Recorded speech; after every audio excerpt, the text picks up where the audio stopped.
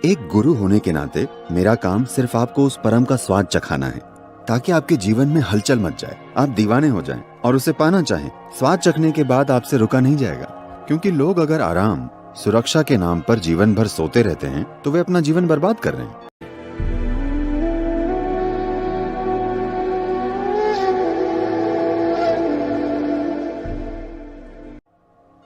तो सद्गुरु, वहाँ अंदर जबरदस्त ऊर्जा है। मैं जैसे ही अंदर गया, वहाँ सभी ब्रह्मचारी जप कर रहे थे।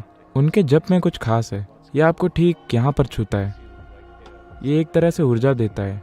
तो ब्रह्मचारी क्या होता है? मेरा मतलब, हिंदू धर्म में हम मानते हैं कि ब्रह्मचर्य का मतलब त्याग करना होता है, और आप अक्सर कहते हैं इसका संबंध त्याग से नहीं है, ये बिना त्याग के कुछ पाना है। तो मुझे बताइए। और मैं कहना चाहता हूँ कि अंदर स्त्री पुरुष दोनों हैं।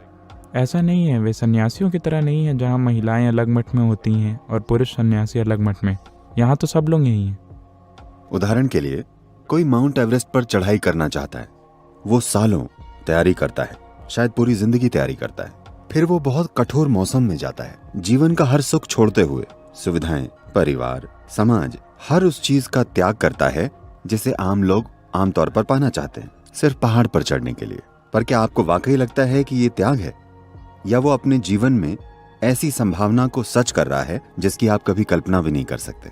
यही ब्रह्मचर्य है। ब्रह्मचर्य शब्द का मतलब है ब्रह्मन मतलब परम, चर्य मतलब मार्ग।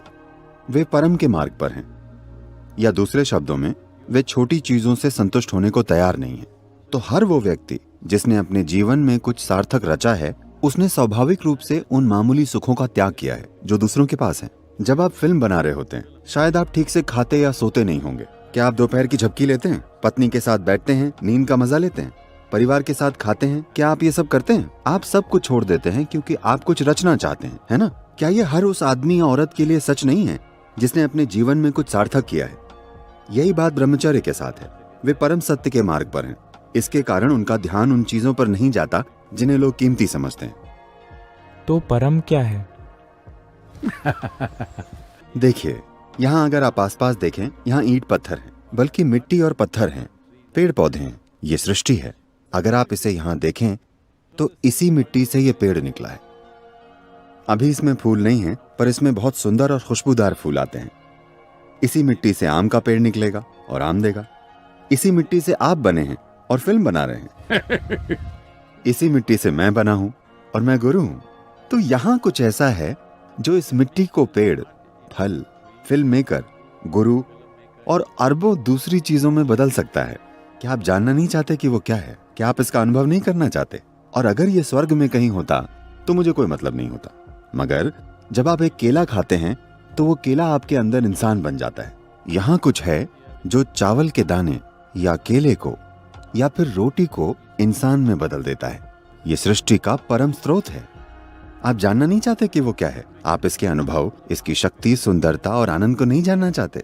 तो ये वो लोग हैं जो उसका स्वाद चख चुके हैं और अब उसे पूरा पाना चाहते हैं। उन्हें अपने खाने की परवाह नहीं है। उन्हें शराब, सिगरेट या दूसरे मामूली शारीरिक सुखों का आनंद उठाने की परवाह नहीं है जिनकी बाकी लोगों को लत लग गई है। उन्होंने परम तत्व का स्वाद चख लिया है और अब उन्हें वो पूरा चाहिए। वे उससे कम कोई भी चीज पाकर संतुष्ट नहीं होंगे। मैं समझ गया कि इसे अनुभव से जानना होगा। ये एक अनुभव से जुड़ी संवेदना या उससे कहीं ज्यादा है। परम की बात कीजिए। परम क्या है? एक गुरु होने के नाते मेरा काम सिर्फ आपको उस परम का स्वाद चखाना है, ताकि आपके जीवन में हलचल मच जाए, आप दीवाने हो जाएं और उसे पाना चाहें। स्वाद चखने के बाद आपसे रुका नहीं जाएगा। तो आपका काम लोगों को दीवाना करना है? हाँ, क्योंकि लोग अगर आराम, सुरक्षा के नाम पर जीवन भर सोते रहते हैं तो वे अपना जीवन बर्बाद कर रहे हैं। उन्हें पूरा रास्ता तय करना चाहिए। ये मेरी इच्छा नहीं है, उनकी भी इच्छा है। क्योंकि अगर आप में कुछ करने की इच्छा है, अगर वो हो जाता है तो आप अगली इच्छा करेंगे, फिर अगली और फिर अगली। अगर आप अपनी इच्छा की प्रक्रिया को ध्यान से देखें तो पाएंगे कि आप किसी सीमित चीज को पाकर संतुष्ट नहीं होंगे, है ना? आपके अंदर कोई चीज है जिसे सीमाएं पसंद नहीं है। आपके अंदर कोई चीज है जिसे हमेशा परम तत्व की चाहत है। तो ये मेरा विचार नहीं है, ये मेरा सिद्धांत नहीं है कि आपको परम तत्व को खोजना चाहिए। आप वैसे भी अचेतन तरीकों से परम तत्व को खोज रहे हैं।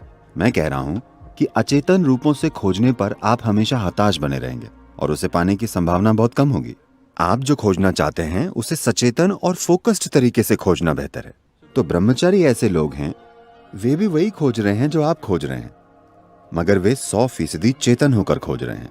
तो परम सत्य क्या है? क्या कोई और शब्द भी है? मेरा मतलब मैं शब्दों की तलाश कर रहा हूँ। तो परम सत्य क्या है? देखिए, हम किसी भी चीज पर सिर्फ वैसे विचार कर सकते हैं जैसे फिलहाल आप समझते हैं, ठीक है? अगर मैं कुछ ऐसा कहूं जो आपकी समझ से परे है, तो ये आपको मेरी बात मानने या न मानने के लिए मजबूर करना होगा।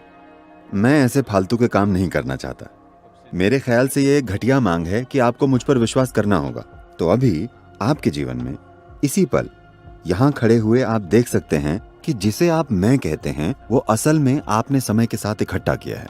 आपके मन की बात करें तो ये छापों का एक बड़ा ढेर है। आपके शरीर की बात करें तो ये भोजन का एक ढेर है। तो आपने इसे इकट्ठा किया है। आप जो इकट्ठा करते हैं वो आपका हो सकता है, पर क्या कभी वो आप हो सकता है? नहीं। फिर आपका से परे आप क्या है? आप यहाँ मौजूद हैं, पर आप ये भी नहीं जानते कि मैं कौन हूँ। तो ये मैं, फिलहाल हम इसे ऐसे देखेंगे, ये मैं ही परम सत्य है। ये मैं कोई साधारण मैं नहीं है। ये मैं एक रोटी को इंसान बना सकता है, एक केले को इंसान बना सकता है। ये कोई साधारण चीज नहीं है। ये मैं जो एक केले को इंसान बना सकता है, इसी ने इस ब्रह्मांड को भी बनाया है। ये कोई अलग मैं नहीं है। तो चुनाव सिर्फ ये है, या तो आप यहाँ सृष्टि के एक अंश के रूप में रहें, या आप खुद सृष्टा के रूप में मौजूद हो सकते हैं। फिलहाल यही परम सत्य है। परम इससे ज्यादा है, पर अभी यही परम है।